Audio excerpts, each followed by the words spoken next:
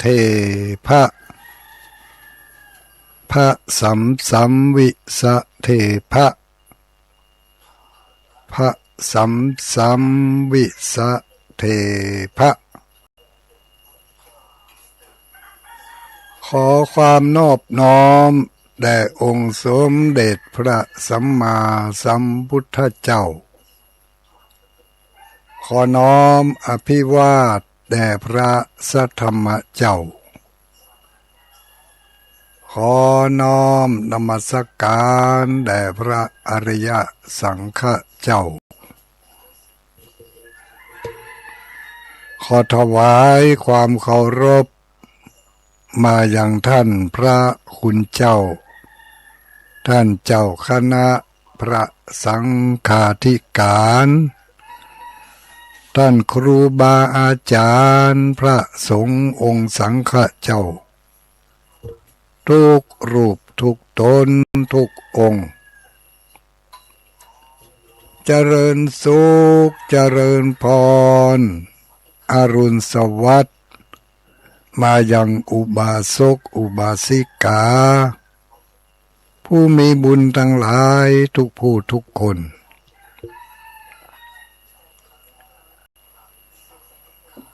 เจ้าวันนี้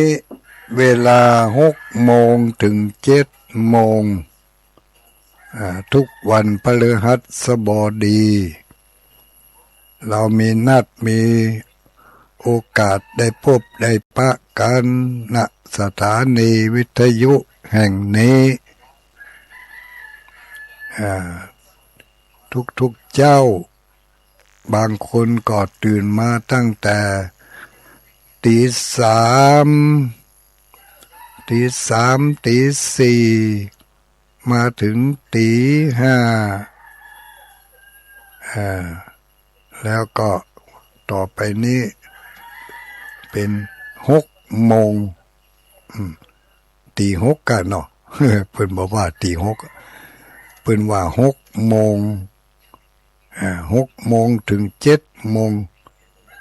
จนกว่าจะหมดเวลาจาก7 โมงก็เป็นรายการของตั้งสถานีถ่ายทอดข่าวสารเหตุการณ์บ้านเมืองตลอดถึงข่าวนาหู้น่าศึกษาทุกอย่างทุกรายการที่พี่น้องชาวบ้านประชาชนหมู่เฮาตั้งหลายจะพึงได้รับรู้รับทราบเหตุการณ์บ้านเมืองจากกรมประชาสัมพันธ์เนาะรายการของธรรมะรายการเพื่อนคู่คิดคู่ใจจะเริ่มตั้งแต่ปุ้นตี 3เป็นต้นมาถึง7 โมงเจ้าวันนี้เป็นเจ้าวันพฤหัสบดีล้างหน้าด้วยน้ำใสล้างใจด้วยน้ำธรรมนำเสนอโดยอัตมาภาพพระครูปฏิภาณธรรมทินหรือที่หู้จักกันในคลื่นสีขาวของเฮาชื่อว่าตุลุงดอยอยู่ที่วัดพระธาตุม่อนจอมพออำเภอเวียงป่าเป้าจังหวัดเชียงรายก็จะได้มีโอกาสมานำเนื้อหาสาระธรรมสิ่งละอันพันละน้อยมาเป็นเครื่องล้างจิตล้างใจล้างสิ่งสกปรกทั้งหลายออกไปจากตนตัวจากจิตใจตามกำลังความสามารถภูมิหูภูมิธรรมที่จะพึงมี เป็นความปรารถนาดีความตั้งอกตั้งใจอยากจะให้พระธรรมคำสอนของพระสัมมาสัมพุทธเจ้าให้ได้เกิดกุลเกิดประโยชน์ที่เฮาตั้งหลายได้ทุ่มเทความทุ่มเท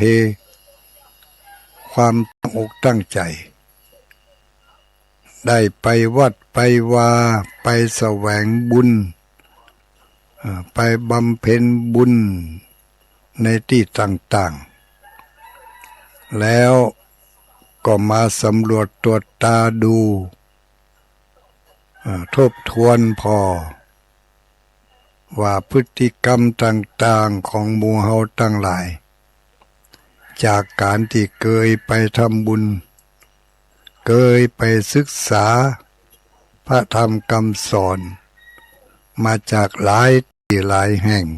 หลายสำนักแล้วมาจนถึงเวลานี้อายุอานามสังขารร่างกายของเฮาทั้งหลายมีผ่านโลกผ่านโลกผ่านธรรมผ่านร้อนผ่านหนาวมาก็มากหน้าหลายตาหลายโอกาสหลายเวลาสำรวจตัวตาดูหน่อยเนาะตื่นเจ้ามาล้างหน้าด้วยน้ำใสล้างใจด้วยน้ำธรรมเราเอาธรรมะข้อใดมาเป็นเครื่องล้างจิตล้างใจมาเป็นเครื่องคอยประคับประคองพฤติกรรมต่างๆที่มันจะลุดล่วงไปจากคุณงามความดีจากบุญจากกุศลที่ได้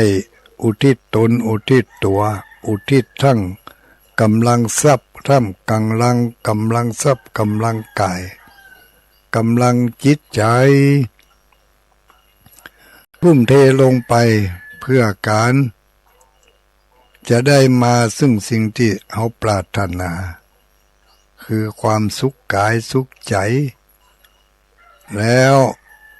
เขาได้สิ่งนั้นตามที่ความตั้งใจของเขา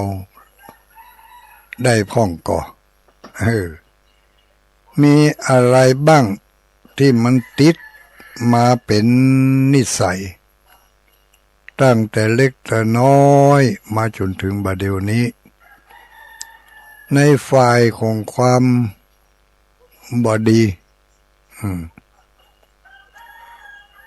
ในฝ่ายของความบอดีเขาบอกว่าชั่วเนาะมันจะรุนแรงไป เขาเอาว่าในฝ่ายของความบอดีที่มันยังติดอยู่มันติดมาเมินแล้วนะอย่างอี้นะมันเป็นนิสัยเหรอกะหรอมันตึงอย่างเอี้ยตั้งแต่น้อยมาละมันอดตึงบ่ได้มันละตึงบ่ได้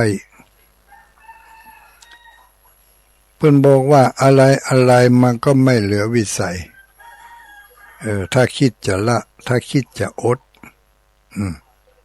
มันก็ละได้อดได้ตามสมควรเฮาบ่ใช่ว่าจู่ๆมันจะมาละได้ก็มีการฝึกหัดอยู่ก่อยเป็นก่อยไปถ้าเฮาตั้งใจถ้าเฮาต้องการจะละจะขวางมันในที่นี้หมายถึงความบดีทั้งหลายที่เฮาจะละจะขวางเอาอันอย่างมาเป็นเครื่องตัดสิน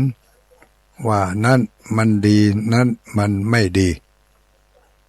ก็ตั้งใจให้เป็นกลางทำใจให้เป็นกลางบ่เอียงเข้าข้างตัวเก่าบ่เข้าข้างคนอื่น ที่เฮาชอบอกชอบใจแล้วก็คือใจพอ เปรียบเทียบกันดูถ้าเขาทำอย่างนั้นกับเราพอใจไหมแล้วก็ไปถ้าเราไปทำกับเขาบางทีเขานี่สะใจนะแต่มันบ่ใช่ว่าเป็นเรื่องที่ถูกต้องเป็นเรื่องความสะใจมากกว่าแล้วก็ปึงอกปึงใจก็อยากจะทำอย่างนั้นเหมือนเข้าก็กลายเป็นนิสัยเพราะเป็นนิสัยนอนเนื่องอยู่ในจิตสันดาน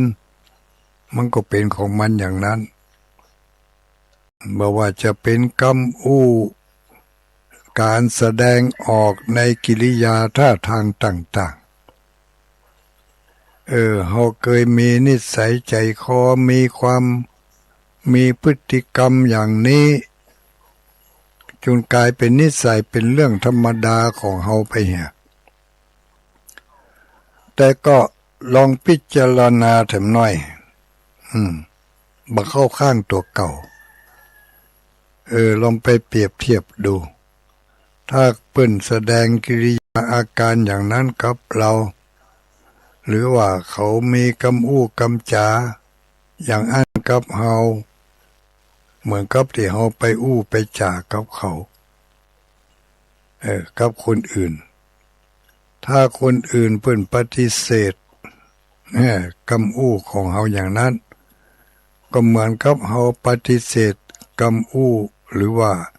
กิริยาท่าทางที่เขาแสดงออกด้วยความบับปึงอกบับปึงใจเฮาทุกคนนั่นแหละมีความเป็นกลางอยู่ในตัวในใจมีความยุติธรรมอยู่ในตัวในใจอยู่แล้วแต่ว่าเฮามักจะไปเข้าข้างตัวเก่าเพราะเฮาปึงใจเฮาอยากจะทำเฮาชอบใจอย่างนี้เฮาก็ทำไปอย่างนี้ความชอบใจความปึงใจบางอย่างมันก็บ่เป็นกลางบางอย่างมันบ่เป็นกลางมันนักค้อนไปถ้าเฮาชอบใจถ้าเฮาชอบใจมันก็เฮาก็ว่าดีแต่ถ้าเฮาบ่ชอบใจเฮาก็ว่าบ่ดีอย่างเนี้ยตอนที่เขาจะชอบใจก็บ่ชอบใจนี่แหละเขาลองเอาพระธรรมของพระสัมมาสัมพุทธเจ้ามาเป็นข้อเปรียบเทียบมาเป็นเครื่องตัดสินความถูกต้องความดีงามมีเหตุมีผลความถูกต้องนี่ไม่ใช่ว่าถูกใจนะก็เขาเปิ้งใจอย่างเขาใจเนี้ยอย่างเป็นเรื่องของเขาคนอื่นจะยังได้ก็จ้างตึถ้าเอาคิดอย่างนี้ก็เขายังบ่มีความเป็นกลางเตื้อความเป็นกลางนั่นคือเปิ้นรับได้ทุกฝ่ายรับได้ทุกคนทุกระดับชั้นสำรวจตรวจตาดูพฤติกรรมการแสดงออกทางมือทางเท้าของเฮาทางหน้าทางตากิริยาทุกอาการที่เฮาแสดงออกไปบ่ว่าจะในเหตุการณ์ใดก็ตามถ้าเฮามีความหันแก่ตัวหันแก่ได้เอาใจตัวเองเป็นใหญ่คนอื่นยังได้ก็จังถ้ามีคิดอย่างนี้อยู่ความถูกต้องมันก็บักเกิดขึ้นเขาก็ต้องสำรวจตัวตาดูตัวเก่าเขาก็เอาความเป็นกลางคือเอาพระธรรมของพระสัมมาสัมพุทธเจ้ามาเป็นเครื่องตัดสินมาเป็นเครื่องจั่งเขาก็จะหันความดีและความบ่ดีในตัวของเขาในเมื่อมันเป็นความดีถูกต้องดีงามไม่เบียดเบียนตัวเองบ่เบียดเบียนคนอื่นให้ตัวเองลำบากใจ ให้คนอื่นลำบากใจก็เป็นอันใจได้ถ้าเขาบ่ลำบากใจแต่ไปสร้างความลำบากใจให้กับคนอื่นเขาก็แสดงว่ามันยังบ่ถูกต้องเตื้อแล้วมันจะมีว่าตุลุงมันก็มีกะ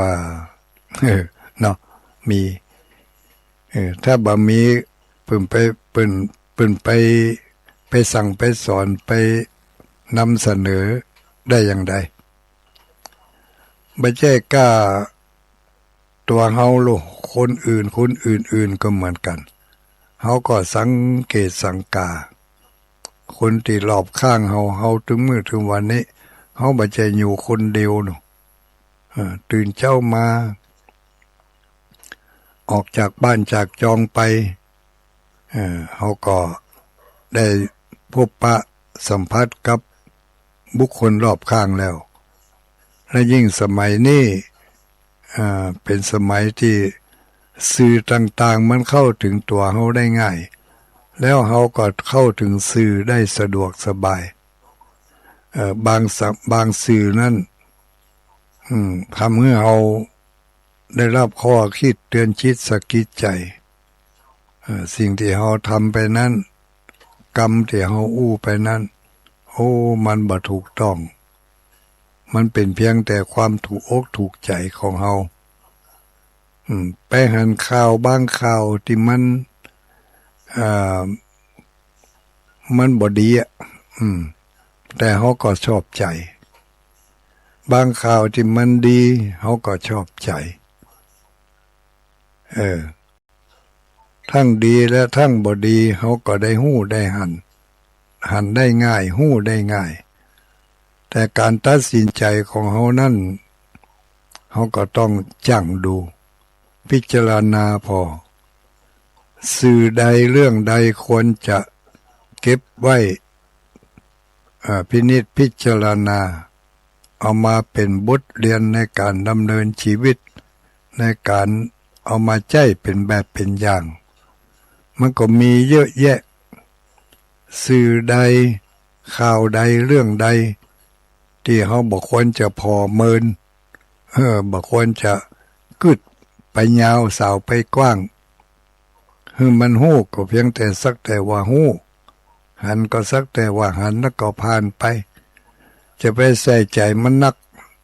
นั้นบ่เกิดคุณบ่เกิดประโยชน์ในทางที่ดีให้แก่ความรู้สึกของเฮา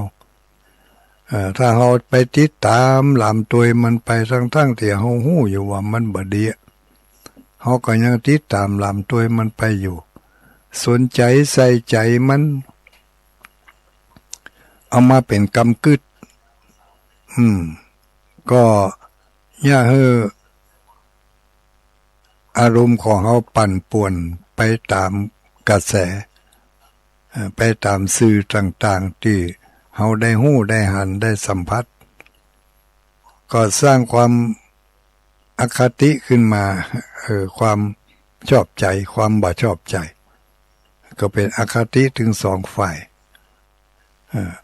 เฮาชอบใจก็เป็นอคติเฮาบ่ชอบใจก็เป็นอคติดังนั้นการเสพสื่อต่างๆพอข่าวทุกชนิดก็ทำใจให้เป็นกลางเอาความยุติธรรมมาเป็นที่ตั้งการพิจารณาความยุติธรรมนั่นก็ดูง่ายๆถ้าเราทำอย่างนั้นกับคนอื่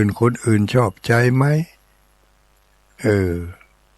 คนอื่นในที่นี้ต้อง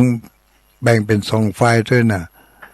คนอื่นที่เพิ่นมีสติปัญญาที่เพิ่นเป็นนักปราชญ์บัณฑิตผู้รู้ทั้งหลายผู้รู้ผู้ฉลาดผู้ที่เพิ่นดำรงไว้ซึ่งคุณธรรมเพิ่นหันดีหันชอบตัวหรือไม่และเมื่อเปิ้นหันดีหันชอบเขาก็โอนอ่อนผ่อนไปตัวเปิ้นอย่างผู้ที่เปิ้นมีภูมิหูภูมิธรรมเป็นนักปราชญ์เปิ้นเรียกว่าเป็นบัณฑิตเป็นสัพพบุรุษเป็นสัพพุริสะบุคคลเนาะ เออผู้ที่มั่นคงในศีลในธรรมถ้าเปิ้นว่าดีแต่มันยังบ่ถูกใจเฮาเตื้อเฮาก็ต้องพิจารณาละแสดงว่าเฮานี่มีความคิดความเห็นความรู้สึกตรงกันข้ามกับผู้เพิ่นเป็นปราชญ์เป็นบัณฑิตเป็นสัพพบุรุษเป็นผู้รู้มีคุณมีภูมิรู้ภูมิธรรมถ้าเปิ้นว่าบ่ดีเฮายังเปิงใจว่ามันดีอยู่แสดงว่าความถูกใจความเปิงใจของเฮานั่นมันบ่ถูกต้องแล้วมันไปแล้วนี่นะไปโดยอำนาจของความเปิงใจของเฮาก็เฮาเปิงใจอย่างเอี้ยที่เหตุการณ์ต่างๆมันเกิดขึ้นในโลกในสังคมปัจจุบันนี้เฮาพิจารณาไตร่ตรองดูเหตุการณ์ต่างๆบางอย่างมันบ่น่าจะเกิดบางอย่างมันบ่น่าจะมีในบ้านเฮาเมืองเฮาในสังคมของชาวพุทธเฮาแต่มันก็เกิดขึ้นมาได้ก็เพราะอย่างเอี้ยเพราะที่ว่าบ่ได้ฝึกฝนอบรม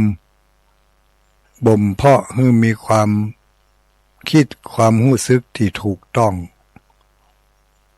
เอาความถูกใจเอาความเปิงใจเป็นของตัวเองเป็นที่ตั้ง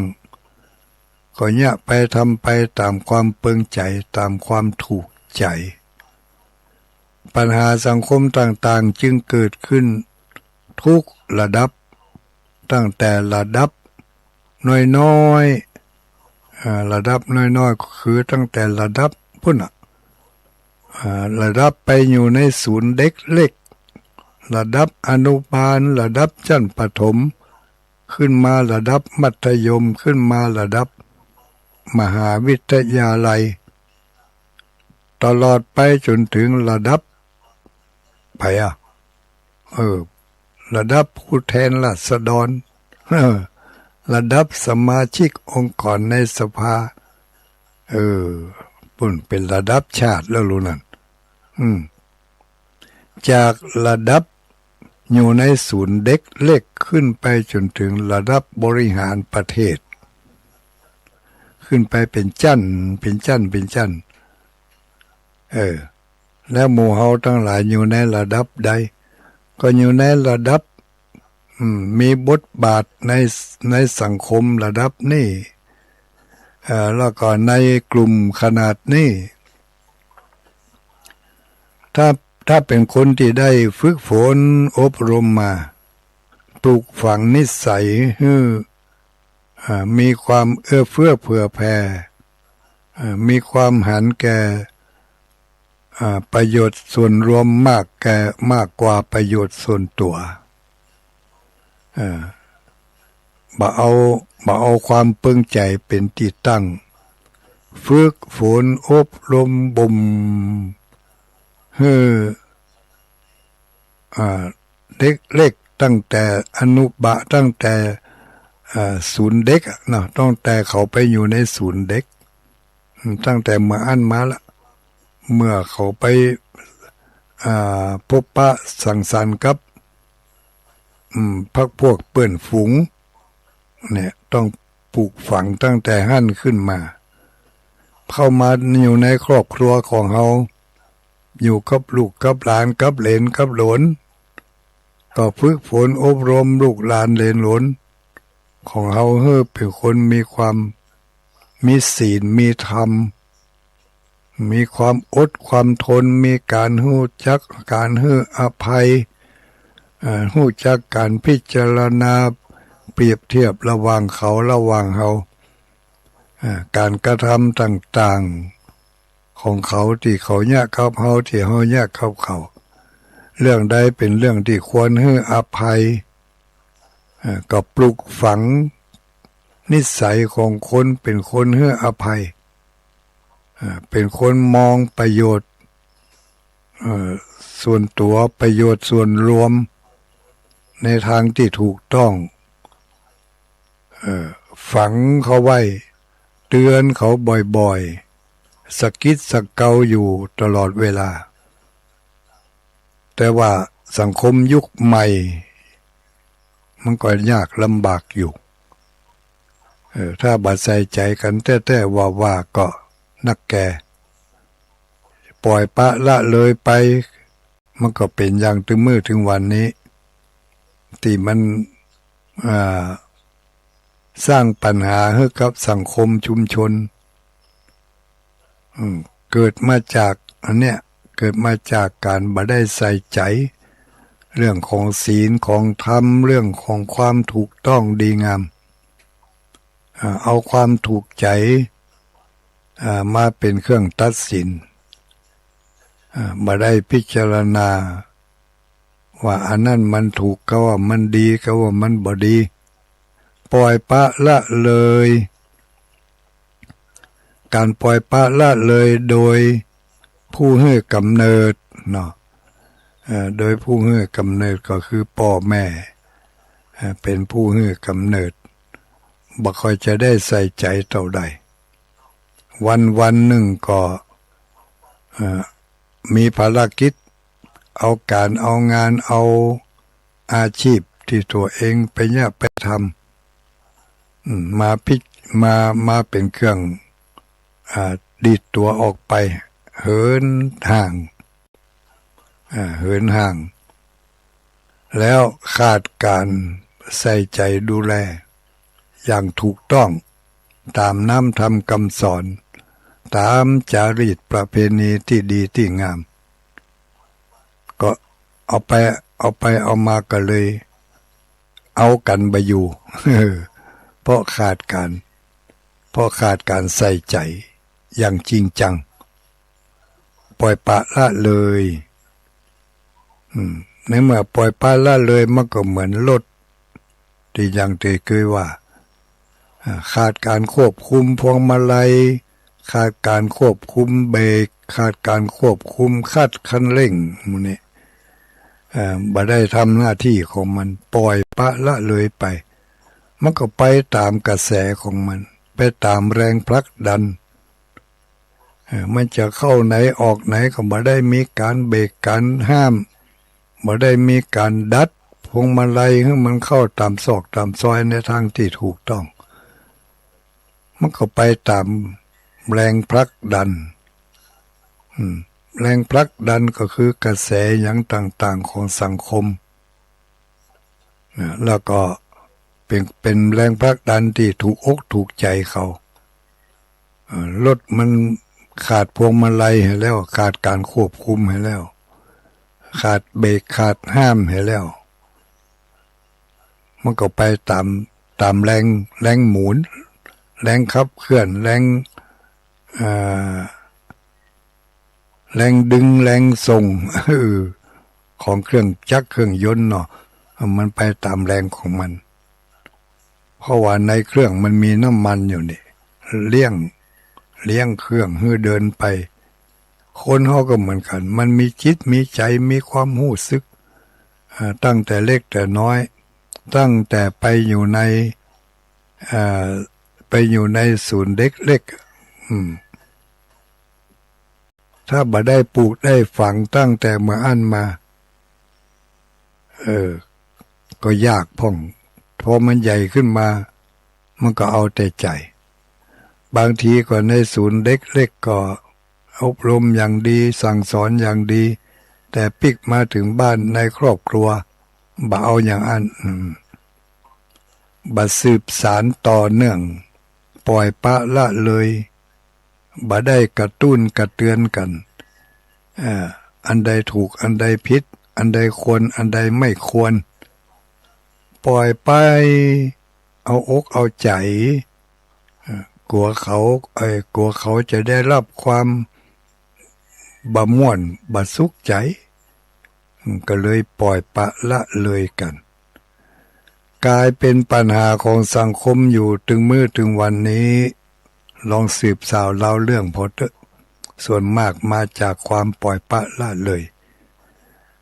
จะมาดัดเอามาใหญ่นะมันดัดบ่ได้แล้วไม้มันแข็งไม้มันแก่แล้วจะเอาไปเข้าศูนย์บำบัดหรือเข้าไปต่อเข้าไปก็ซ้ำไปสร้างปัญหากับศูนย์ทำ ยังได้ฮะก็ดีในเมื่อเฮาตั้งหลายบ่เข้าข่ายเข้าขั้นที่จะเข้าไปในลักษณะอย่างนั้นแต่เฮาก็ได้รับผลกระทบได้รับผลกระทบบอกว่าจะอยู่ตั้งบ้านอยู่ตั้งวัดอยู่ตั้งโรงเรียนอยู่ตั้งสถาน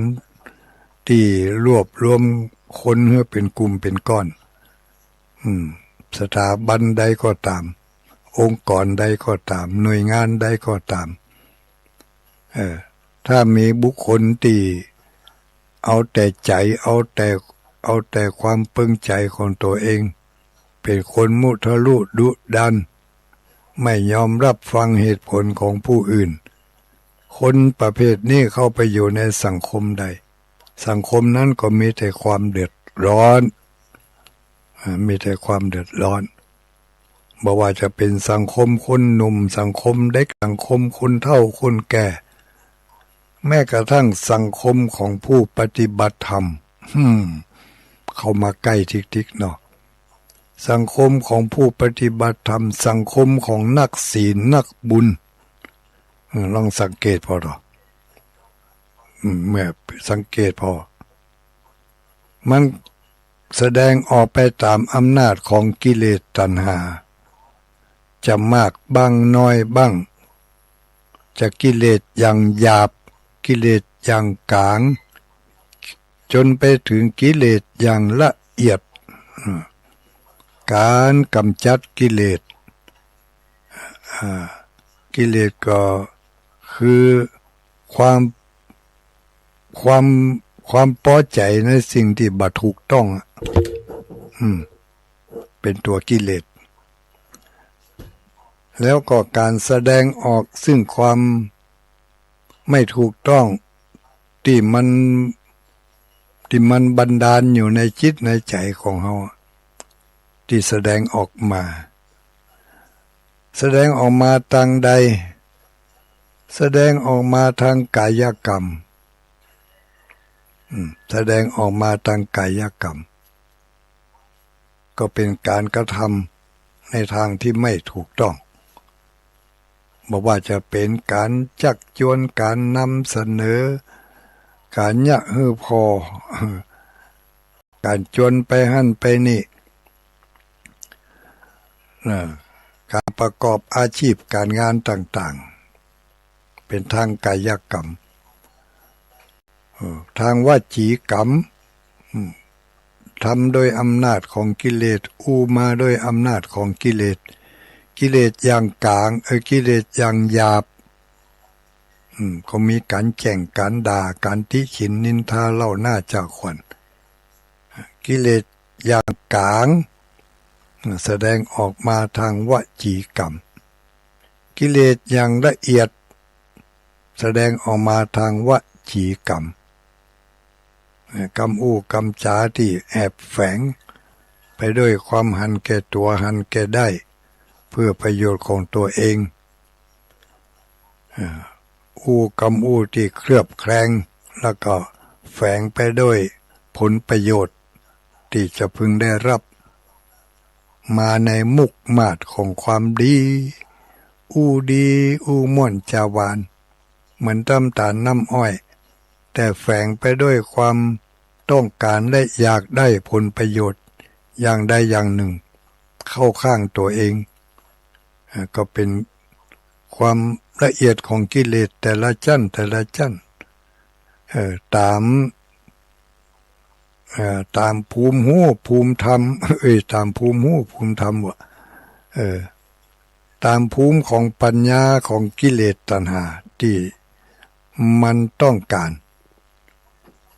ดังนั้นความจำเป็นที่จะต้องเอาออกไปจากตัวจากใจของเราก็คือล้างใจโดยน้ำธรรม ล้างหน้าด้วยน้ำใสเราต้องการหน้าตาดีต้องการล้างสิ่งบ่ดีสิ่งบ่งามออกไปจากหน้าจากตาจากเนื้อจากตัวบางทีมันพอบาหันความบ่ดีความบ่งามทั้งหลายพอบ่ฮู้พอบาหันแต่ก็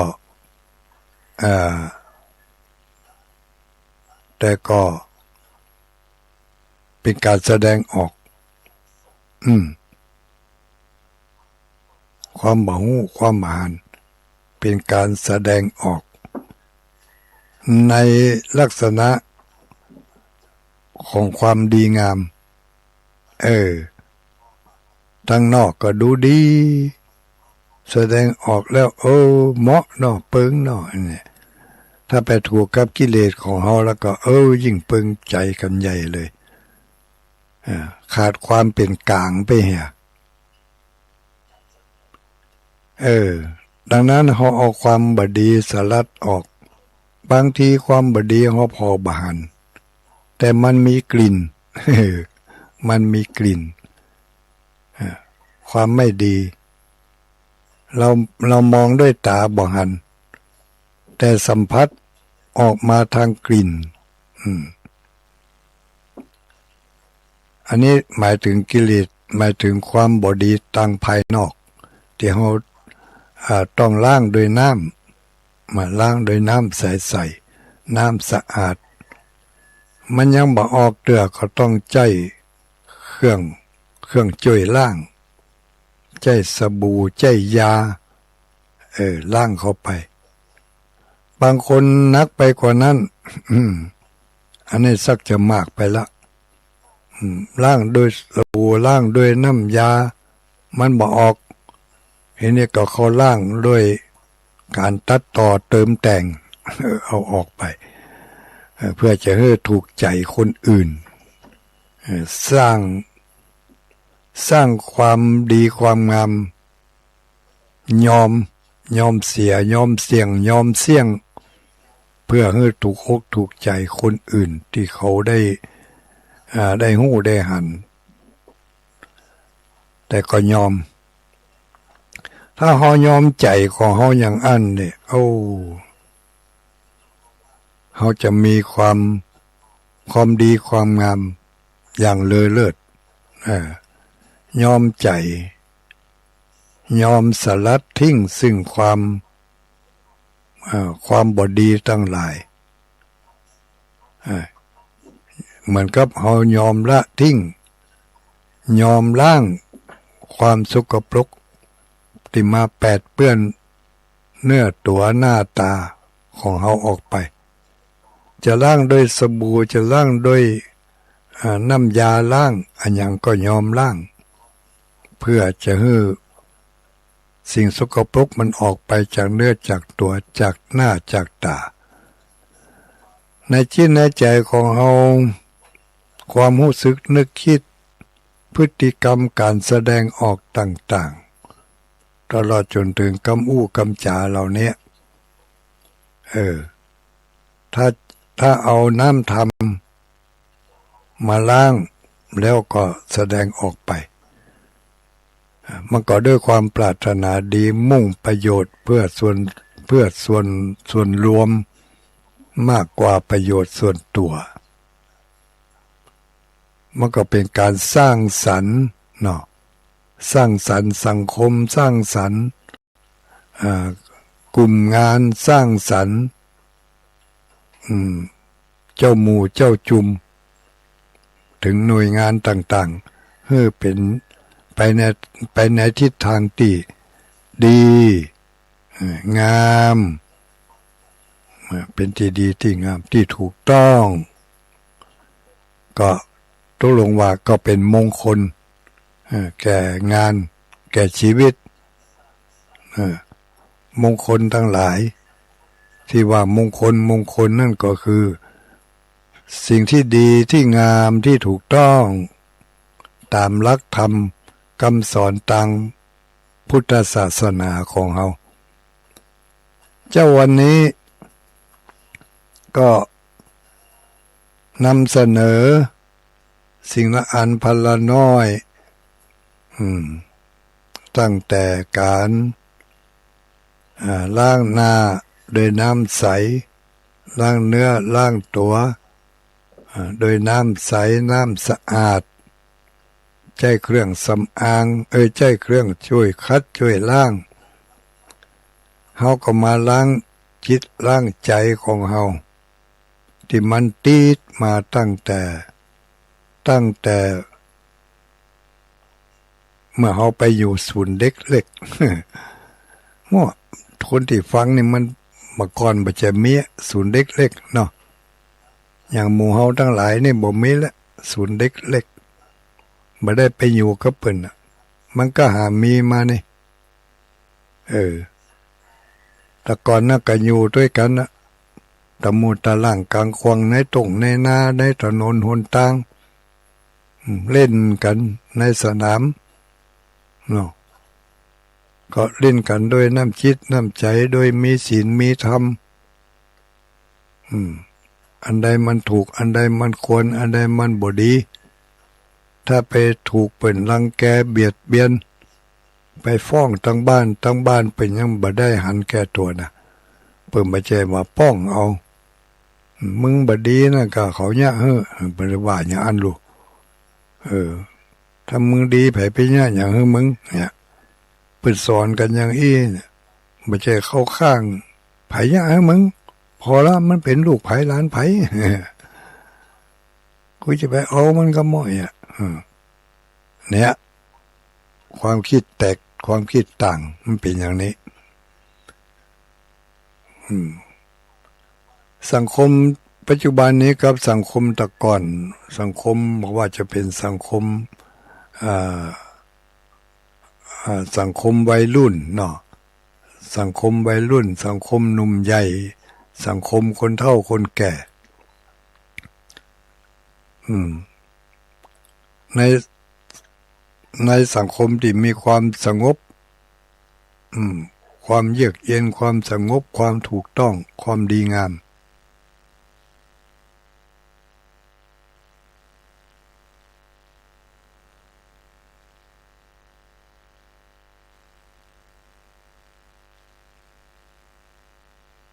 สังคมคนเฒ่าคนแก่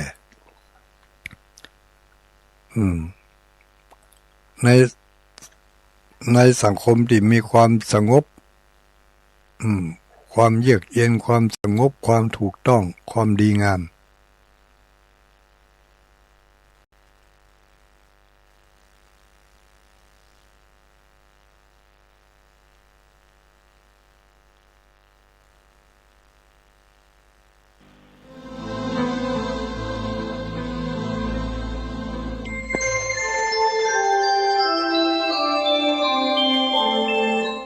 สังคมคนเฒ่าคนแก่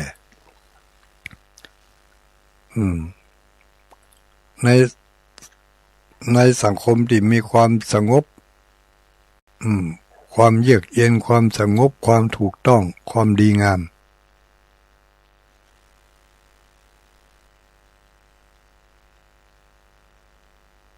สังคมคนเฒ่าคนแก่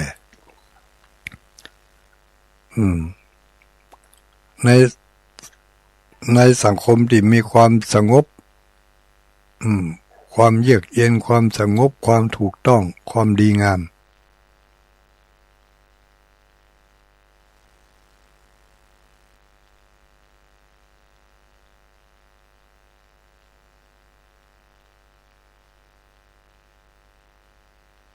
สังคมคนเฒ่า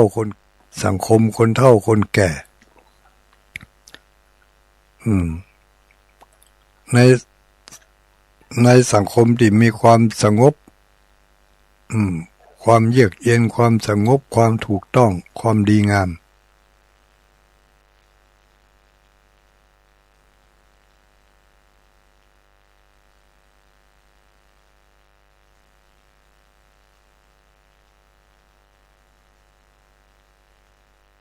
สังคมคนเฒ่าคนแก่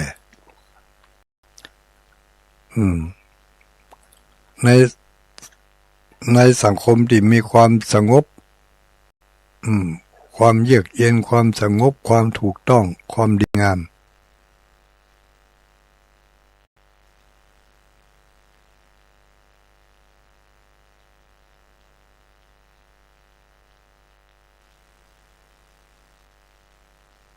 สังคมคนเฒ่าคนแก่